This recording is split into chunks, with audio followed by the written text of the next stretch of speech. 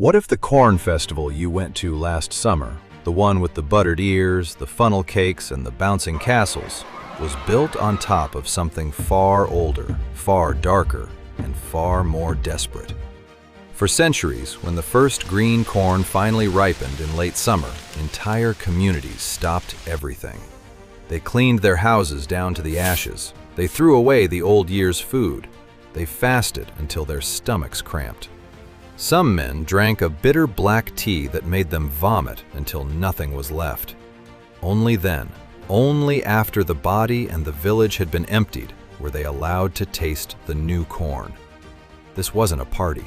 It was a matter of life, death, and spiritual survival. And almost no one at today's corn festivals knows it. Today, we're going to dig into the real history behind late summer corn festivals in North America. Not the modern county fair version, the original one. You'll learn why the first ripe corn was treated like a sacred, dangerous, and powerful force. Why communities forced themselves to go hungry right before the harvest. And how a ceremony that once decided whether a people would make it through the winter slowly turned into the casual summer festivals we know today. This is the story of the green corn ceremony and the thin line between feast and famine. Corn, or maize, is not a European crop. It was domesticated thousands of years ago in what is now Mexico and carefully carried north by indigenous peoples. By the time Europeans arrived, corn was the foundation of life across large parts of the eastern woodlands and the southeast. For tribes like the Muscogee, Creek, Cherokee, Choctaw, Seminole, Chickasaw, and many others, corn wasn't just food. It was a living relative, a gift that required respect. The moment the first ears turned from hard and immature to soft, milky, and green, the year itself changed. That moment usually arrived in late June, July, or early August, depending on the land and the weather. That moment triggered the most important ceremony of the year, the green corn ceremony, also known as the Busk. The word busk comes from the Creek word posquita, to fast. When the green corn was ready, the entire town gathered. First came cleaning.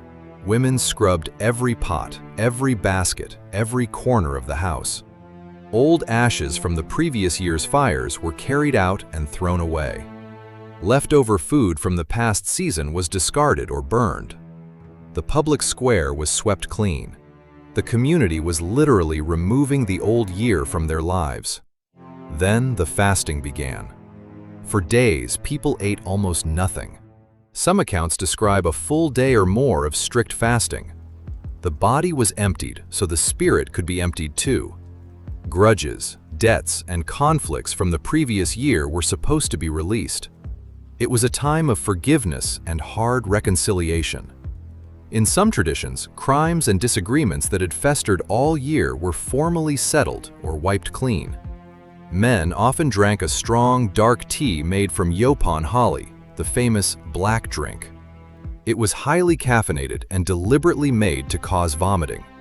The vomiting was not an accident. It was purification. The body rejected the old so it could accept the new. Only after this emptying was the new fire kindled. A sacred fire was lit in the ceremonial ground. The first of the green corn was offered to it. Only then could the people finally eat the new harvest. When the fast finally broke, the feast was intense. Fresh green corn, soft, sweet, and milky, was roasted, boiled, or pounded into dishes. It was mixed with beans, squash, meat, and whatever else the land and the hunt had given. After days of emptiness, the first taste of the new corn must have been overwhelming. The smell of roasting ears, the sweetness of the kernels, the sudden fullness in the stomach after deliberate hunger. But the ceremony was never only about pleasure. It was about survival. Corn was the difference between a community that made it through winter and one that didn't. A bad harvest, a late frost, or a failed crop could mean starvation months later. The green corn ceremony was a public acknowledgement of that fragile balance. By treating the first corn with such seriousness, by refusing to eat it until the proper rituals were complete. People reminded themselves that this food was not guaranteed. It was earned, respected, and shared under strict rules. European observers in the 1700s and early 1800s wrote about these ceremonies with a mixture of fascination and confusion. Traders and agents described the fasting, the black drink, the dancing that could last through the night, and the careful way the new corn was introduced. One of the last detailed accounts from the old homeland came in 1835, when the Creeks still held the ceremony in Alabama before forced removal. Even after the Trail of Tears, the ceremony traveled west with the people. Versions of it continued, and in some communities, it is still practiced today in adapted forms. What makes the green corn ceremony so powerful is how completely it tied food to morality, time, and community. You did not simply harvest and eat. You first purified, you forgave, you emptied yourself. Only then did you receive the gift of the new corn. The ceremony forced people to confront the reality that their lives depended on something fragile and seasonal. Late summer was not just a nice time of year. It was the moment the year decided whether you would live comfortably or desperately. Modern late summer corn festivals, the ones with corn on the cob, dripping butter, corn mazes, and carnival rides, still happen at roughly the same time of year.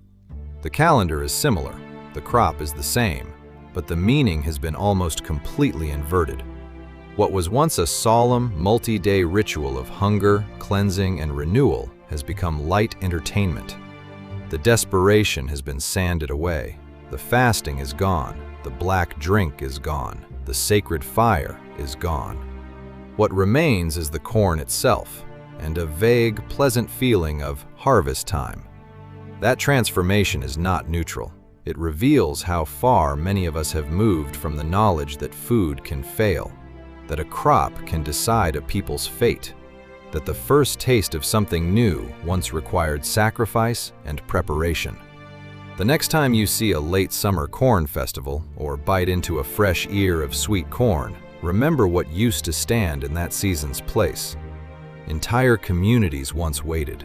They cleaned, they fasted, they vomited out the old year. They lit a new fire. Only then did they allow themselves the first taste of the green corn that would help carry them through the dark months ahead. It was never just a festival. It was a yearly confrontation with hunger, gratitude, and survival. And that history is still sitting quietly underneath every buttered ear of corn served in late summer. If you found this story as fascinating and unsettling as I did, hit subscribe and turn on notifications so you don't miss the next one from the Food Prestige. Drop a comment and tell me, have you ever been to a corn festival, and did you know any of this history behind it? I read every comment. Thanks for watching. I'll see you in the next one.